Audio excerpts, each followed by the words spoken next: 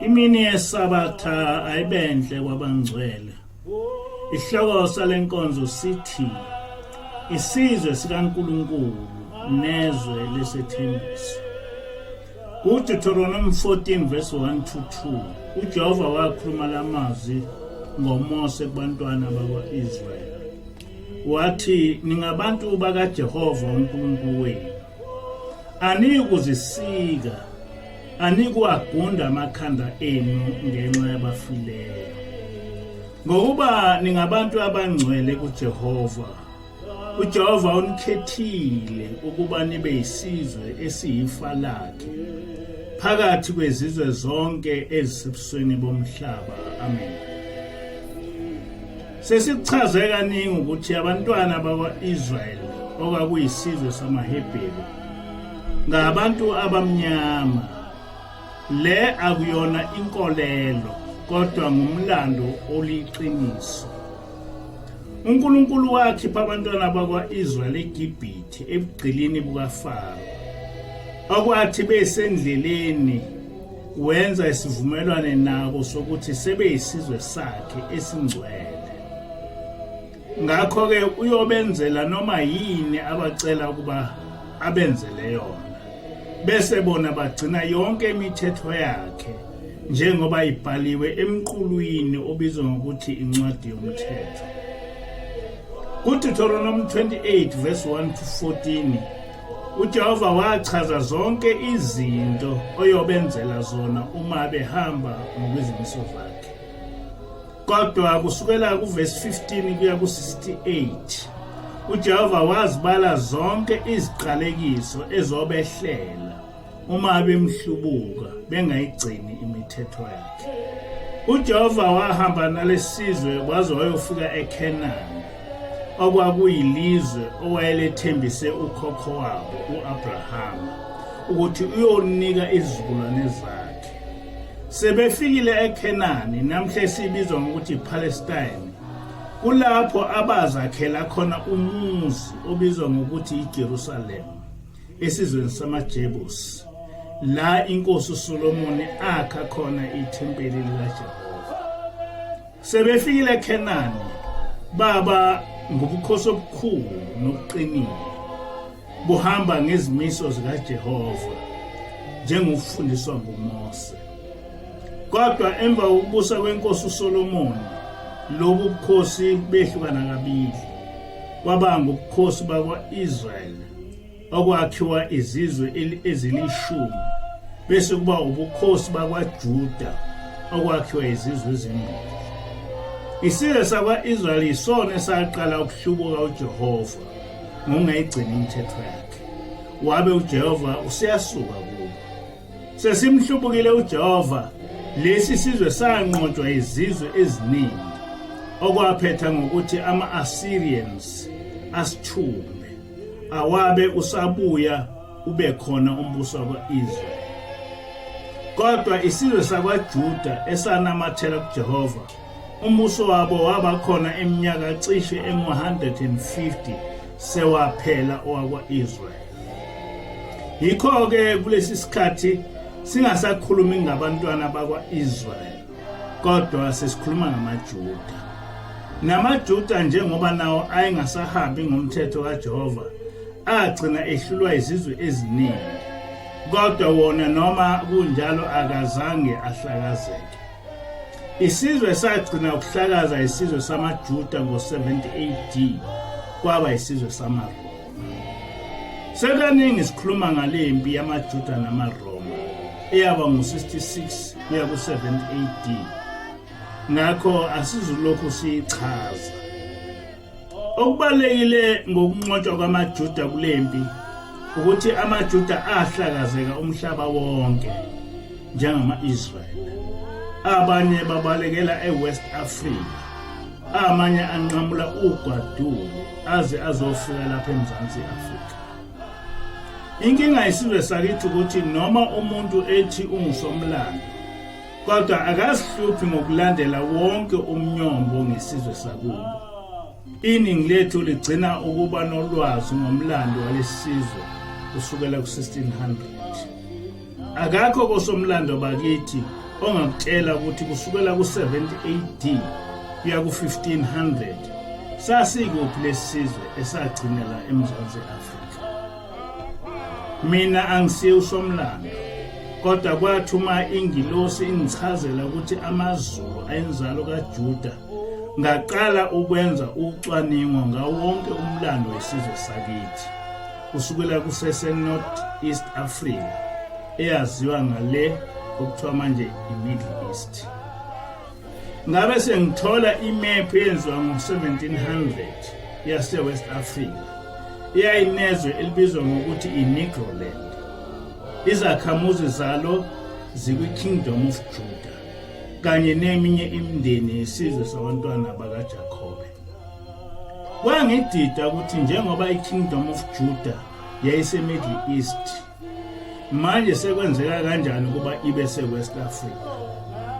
Kodwa ngithe uma lo mbuzo ngiwubuza kwi-Google, impendulo yathi basuka ePalestine. Ngase ngaba nesiqiniso sokuthi ngenkathi amaJuda ebaleka emva kwempi ka-70 AD, abanye bagcina ngokuzinza eWest Africa. Okunye kwangidida ukuthi njengoba safundiswa ukuthi amaJuda kwangabamhlophe, babizwa kanjani abamhlophe ngokuthi bangamanigro, okusho umuntu omnyama.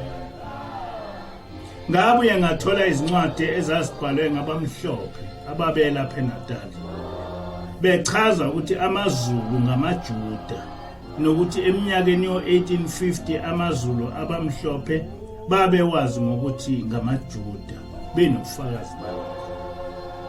Ngabuye futhi ngathola umlando waseTopiya ukuthi inkosi uSolomon wathandana neQueen yaseTopiya, baze bathola umntwana owagcina eyinkosi eTopiya, nokuthi lolu libo lobukhosi bakwa-Israyeli eTopiya lwazi lwafika enkosini uHaile Selassie. Njengoba sake sakuveza ngaphambili, iTopiya ilona lizwe kuphela e-Afrika elingakaze liphathwe ngabamhlophe, ngoba abasukanga emthethweni kaJehova njengoba ubhaliwe kwiThora kuze kube manje. Kwenye ama-articles ngithole omunye umlungu ekhuluma kanje, and I quote, "Lesi sithombe esilenga emasontweni okuthiwa ngesikaJesu ngesikaCesar Borgia, owabe eliyintaliyane elazalwa eminyakeni yo-1500, liyindodana kaPope Alexander VI. Ukuze izigqila ezimnyama zihlale zicindezelekile ngaphansi kweRome, uPope waqasha uLeonardo da Vinci ukuba adwebe isithombe sikaJesu omhlophe ukuze isizwe simnyama sihlale sazi ukuthi uJesu kwakungumlungu. Nangu uPope eguqe phambi kwesithombe sikaMaria, unina kaJesu, ongumuntu omnyama, noJesu ogoniwe ingane emnyama. Lesi sithombe sibekiwe odongeni. Lokhu ngufakazi bokuthi uJesu akakaze abe ngumlungu. Amen. Lo mlando besivele siwazi, kodwa sivinjelwa isizwe sakithi ukuveza. Kuthiwa asiveze lo ongamanga odukisa abantu bakithi. Omunye futhi umlungu ekhuluma ngamaJuda akwa-Israyeli, le ndaba uyibeke kanje: lelizwe lamaKhazari Zionist, u-80% wawo akakholwe ndawo. Kuze kube manje kusukela ekwakhiweni kwalelizwe, ngeke ungitshengise amaJuda adabuka kuMizra noma amabhetha Israel aseTopiya, okuyinzalo yesizwe esathenjiswa nguNkulunkulu. Iningi lalaba bantu abaseJerusalema namhlanje bangama-Ashkenazi, badabuka ePoland, e-Ukraine, eBelarus naseRussia. Lelizwe lathenjiswa lamaJuda mbumbulu, elathenjiswa eBritain ongasibo abanikazi balo. Amen. Nalapha besivele sazi ukuthi lamaJuda aseJerusalema angamaJuda mbumbulu, kodwa abamnyama asebezenza belungu basenqabela ukukuveza lokhu. Kodwa uNkulunkulu kwiSambulo 3 verse 9 uthi, "Lalela-ke, ngiyabakhipha esinagogeni likaSathane labo abazishaya amaJuda bengesibo kodwa beqamba amanga. Ngiyakubenza ukuba beze bakhuleke phambi kwezinyawo zakho bazi ukuthi ngikuthandile. Amen. Angazi ukuthi abantu abamnyama uma befunda leli vesi baye bacabange ukuthi uNkulunkulu wayebhekise kobani. Njengokusho kukasolwazi u-R. Winster nabanye, leli lizwe lasePalestine elalibizwa ngeMiddle East lalinezizwe ezimnyama. Azikaze zibe khona eMiddle East izizwe ezimhlophe. Njengoba uJehova wayevele eshilo kuDuteronomy 28 emva kokunqotshwa ngamaRoma ngo-70 AD, lesi sizwe sikaJehova sahlakazeka sagcwala umhlaba wonke, sagcina ngokuba ziyigqile zazo zonke izizwe. Kodwa ngo-476 AD iRoman Empire yawa. Lelizwe laseliwela ezandleni zamaMongols, laphinde lawela kumaMamelukes aseGibhithe, lagcina seliphethwe i-Ottoman Empire okungama-Arab ase-Anatolia. Kusukela ngo-1517 kuya ku-1917 iPalestine yabe isibuswa ngumbuso wama-Ottoman. Kodwa lo mbuso wahlaselwa wanqotshwa ngamaNgisi ngempi yokuqala yomhlaba. Kwasekuthi ngo-1923 i-League of Nations yavumelana ngokuthi amaNgisi lelizwe akalibuse, aphinde emukele ama-Ashkenaz Jews nabo ababemhlophe ukuba bahlale khona. Ngo-1948 njengoba kwenzeka ngalonyaka nase-South Africa ukuthi izwe lethu amaNgisi alinika amabhumu, kanjalo ngawo lowo nyaka izwe lamaPalestine amaNgisi alipha ama-Ashkenaz.